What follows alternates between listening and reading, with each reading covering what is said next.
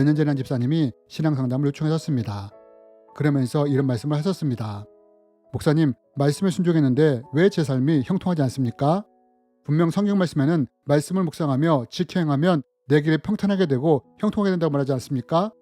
그런데 왜 제 현실에서는 이대로 안 되는 거죠? 라며 왜 자신의 삶에서 이런 일이 일어난지에 대해 신앙 상담을 요청하셨습니다. 여러분 혹시 누군가 이런 질문을 한다면 여러분은 뭐라고 대답해 주시겠습니까? 여러분, 이 집사님의 말처럼 성경은 이렇게 말합니다.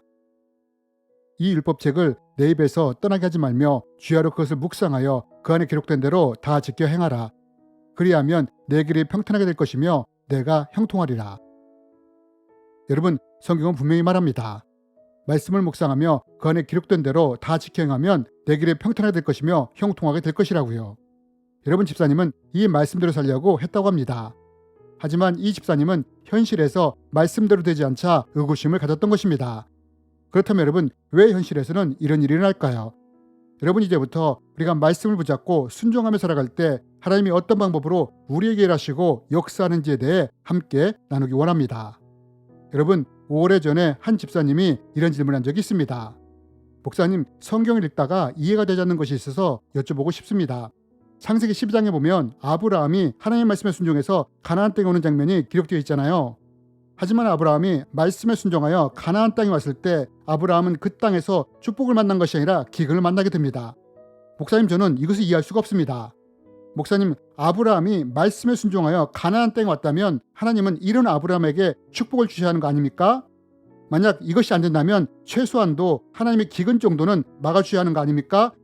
아브라함이 말씀에 순종하여 가나안 땅에 왔는데 왜 하나님은 이런 아브라함에게 기근을 만나게 해서 어려움을 당하게 하십니까? 라며 이것을 어떻게 이해해야 하는지에 대해 물으신 적이 있습니다. 여러분, 우리 가운데 아브라함에 대해 모르는 사람은 거의 없을 것입니다. 그런데 여러분 아십니까? 많은 사람들이 아브라함은 알지만 아브라함이 축복의 말씀에 순종하여 가나안 땅에 왔을 때 거기서 만난 것이 축복이 아니라 기근이었다는 것에 대해 관심을 두는 사람이 많지 않다는 사실을 말입니다. 그런데 이 집사님은 이에 대해 궁금증을 가졌던 것입니다. 여러분, 하나님은 아브라함에게 분명히 말씀하셨습니다.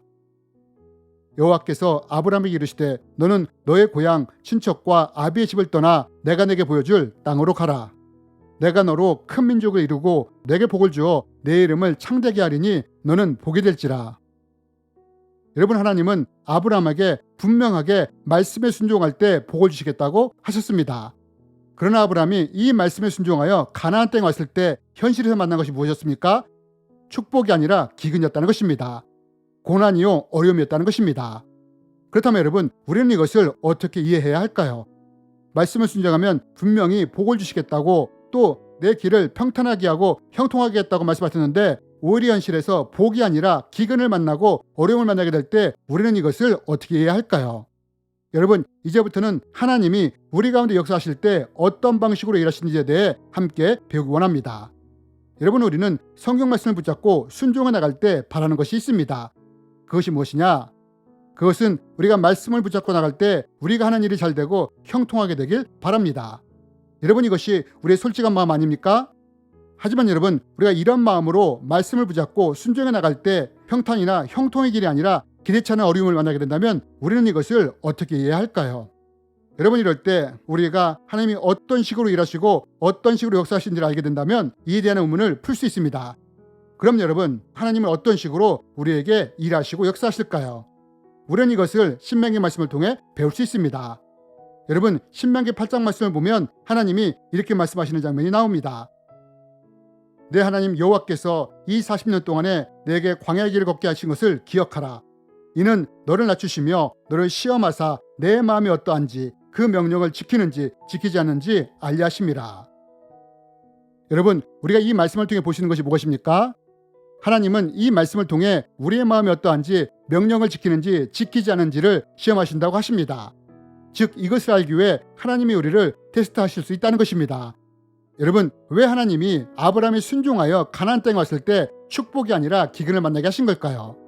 그것은 하나님이 이 기근 앞에서 아브라함의 마음이 어떠한지를 보기 원하셨기 때문입니다. 기근의 상황 속에서도 여전히 약속의 말씀을 붙잡느냐, 현실의 상황을 붙잡느냐를 보기 원하셨던 것입니다. 그리고 이때 하나님이 원하셨던 것은 아브라함이 여전히 말씀을 붙잡으며 약속의 땅에 머물기를 원하셨다는 것입니다. 그럼 여러분, 이것이 하나님의 마음인지를 우리가 어떻게 알 수 있느냐? 여러분, 창세기 26장에 보면 이삭이 기근을 만나는 장면이 기록되어 있습니다. 그러자 이삭이 어떻게 합니까? 아버지 아브라함처럼 기근을 피해 애굽으로 가고자 합니다. 그런데 이때 하나님이 뭐라고 말씀하십니까? 이삭에게 애굽에 가지 말고 약속의 땅에 머물라고 말씀하시지 않습니까? 그리고 이삭이 이 말씀에 순종하여 기근의 어려운 가운데서도 말씀을 잡고 버텼을 때 하나님이 이삭이 농사를 지었을 때 100배의 축복을 부어주시지 않습니까? 여러분, 이것이 하나님이 기근 앞에 있던 아브라함에게 바랐던 것입니다. 기근 중에라도 말씀을 기억하며 약속의 땅에 머물기를 원하셨던 것입니다. 현실이 아니라 약속의 말씀만을 붙들기를 원하셨던 것입니다. 여러분, 우리가 이것을 통해 볼 수 있는 것이 무엇입니까? 하나님은 우리가 말씀에 순종할 때 이것이 진짜인지, 정말 어떠한 상황 가운데서도 하나님의 말씀만 의지하는지를 보기 위해 테스트를 하실 수 있다는 것입니다.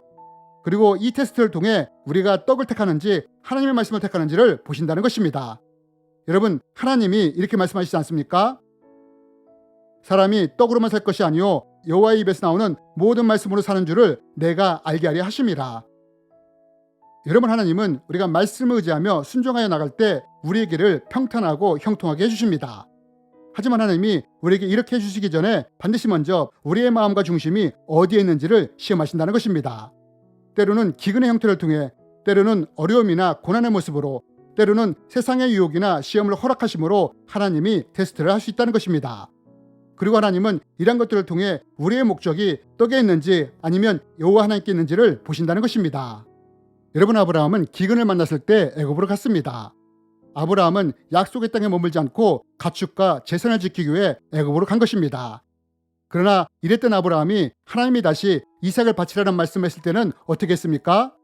이때 아브라함의 중심이 어디에 있었습니까? 이삭에게 있었습니까? 아니면 하나님께 있었습니까? 여러분, 우리가 잘 알다시피 이때 아브라함은 이삭을 기꺼이 하나님께 내어드립니다. 그리고 이것을 실행으로 옮깁니다. 실제로 아브라함이 3일 길을 걸어 모리아 산에 가서 이삭을 바침으로 자신의 중심 가운데 하나님이 있다는 것을 보이지 않습니까? 그리고 이때 하나님이 이런 아브라함을 보시면서 뭐라고 말씀하십니까? 내가 내 아들 독자라도 내게 아끼지 아니하였으니 내가 이제야 내가 하나님을 경외하는 줄을 아노라 라고 말씀하시면서 그 자리에서 아브라함에게 큰 복을 주시겠다고 약속하지 않습니까? 여러분, 우리가 말씀에 순종해 나갈 때 꼭 기억해야 할 것이 있습니다. 그것이 무엇이냐? 만약 우리가 말씀에 순종해 나간다면 하나님은 복을 주시기 전에 반드시 우리의 중심과 마음이 어디에 있는지를 테스트하신다는 것입니다. 우리의 중심이 떡에 있는지 아니면 하나님께 있는지를 테스트하신다는 것입니다. 그리고 우리의 중심이 하나님께 있을 때 하나님은 복을 부어주시며 그 사람을 평탄하고 형통한 길로 인도하신다는 것입니다. 이삭이 이러지 않았습니까? 요셉이 이러지 않았습니까? 다니엘이 이러지 않았습니까?